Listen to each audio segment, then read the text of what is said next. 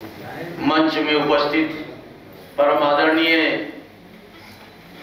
हमारे इस कार्यक्रम के अध्यक्ष श्री बी.एल. ठाकुर साहब और मेरे सभी विशिष्ट अतिथिगण एवं इस हॉल में उपस्थित मेरे सभी साथियों,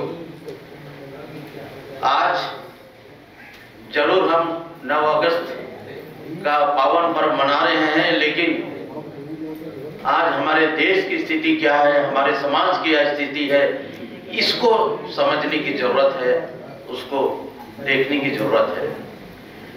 साथियों,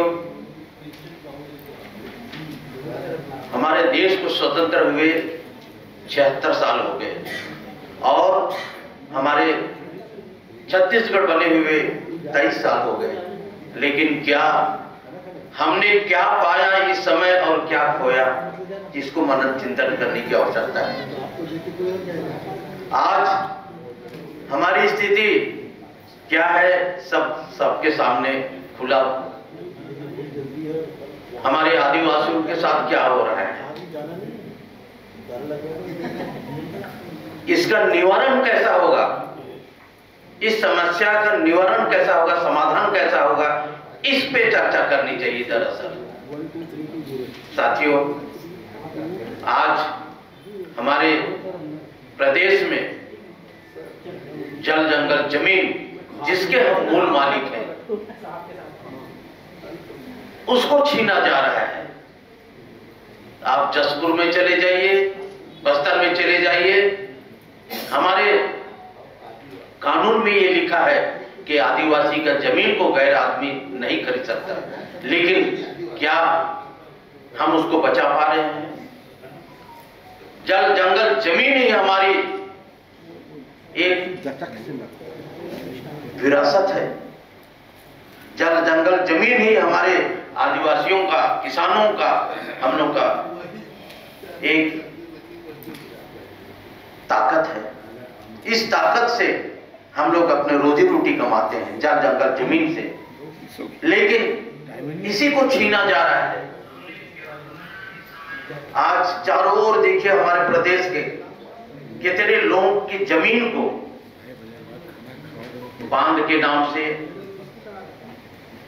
टाइगर रक्षा के नाम से, रेलवे के नाम से, भारतमाला योजना के नाम से, नाना प्रकार से हमारे जमीनों को ऑक्युपाई किया जा रहा है, हमारे जमीन को छीना जा रहा है और उसके विस्थापन किया जा रहा है। उसके अगेंस्ट में हमें क्या मिल रहा है? साथियों, यदि हमें जल जंगल जमीन को बचाना है तो हम लोग को जमीन स्तर पर उतरना पड़ेगा। आज हमारे सामने बड़े बड़े महानुभाव लोग हैं, शासन प्रशासन में बैठे हुए हैं। मैं उनसे निवेदन करूंगा कि यदि हमको आदिवासियों को बचाना है तो हमको जमीन स्तर पे जाना पड़ेगा। जमीन बचाने के लिए जमीन स्तर पे जाना पड़ेगा और जंगल को बचाना है तो जंगल पे जाना पड़ेगा, क्योंकि हमारे माता पिता भाई बहन जंगलों में निवास करते हैं। साथियों, आज हम लोग पेपर में देखते हैं, टीवी में देखते हैं, कई सारी आ रही हैं। हमारे केंद्र सरकार के द्वारा किसान कृषि बिल चालू किए थे, उसको 700 किसान मर गए, वो बंद हो गया। अभी यूसीसी लागू हो रहा है और इसको भी लागू करने वाली, इसमें बहुत सारी कठिनाइयां आएंगी। हमारा पैसा कानून खत्म हो जाएगा, ग्राम सभा खत्म हो जाएगा, ये सारी चीजें हैं। इसको हम लोग को सोच के समझ के आगे बढ़ना पड़ेगा। साथियों, आज जिस हिसाब से हमारा आरक्षण खत्म किया जा रहा है, इसके लिए हम लोग को सोचना और समझना पड़ेगा। इसके लिए मैंने कुछ पॉइंट्स बनाए हैं, इसको थोड़ा सा मैं सुनाना चाहूंगा। उसके पहले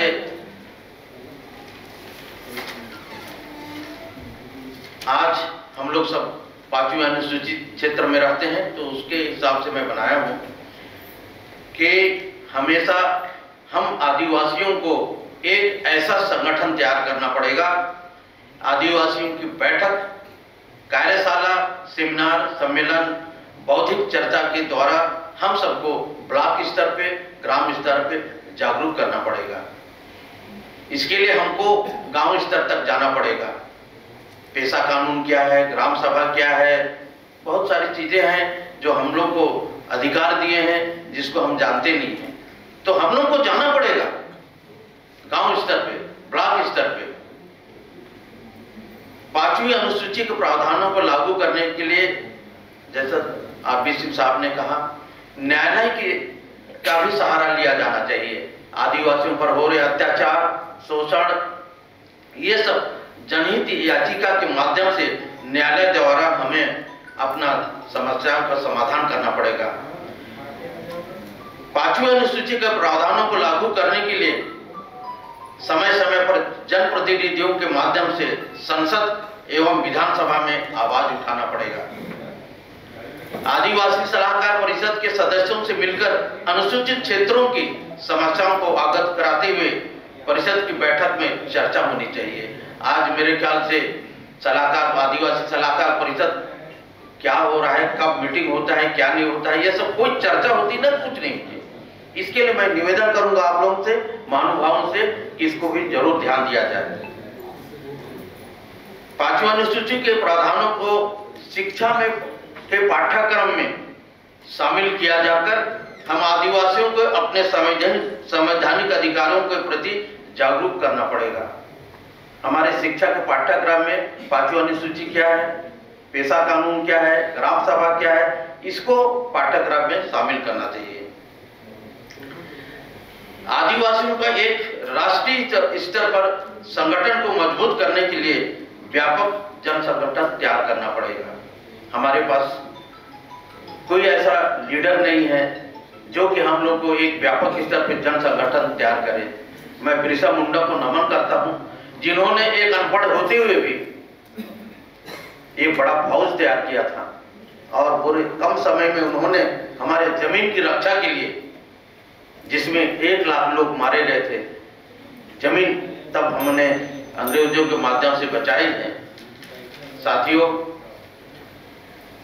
1-2 स्लोगन बोल करके मैं अंत करना चाहूंगा। हाथों में मशाल चाहिए, रक्त में उबाल चाहिए। हाथों में मशाल चाहिए, रक्त में उबाल चाहिए।